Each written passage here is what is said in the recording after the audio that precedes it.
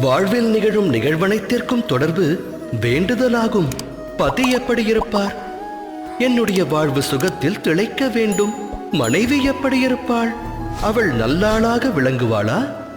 எனக்கு பிறக்கும் புதல்வன் என்னை மதிப்பானா? உத்தரவை ஏற்பானா?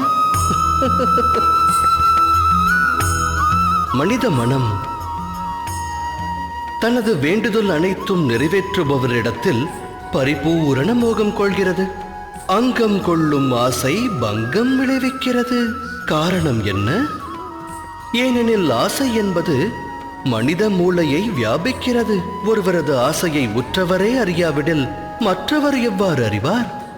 நிறைவேறும் என்று கனவு கண்ட ஆசை நனவாகாமல் போனால் ஆசை கொண்ட மனம் நிராசை அடைகிறது.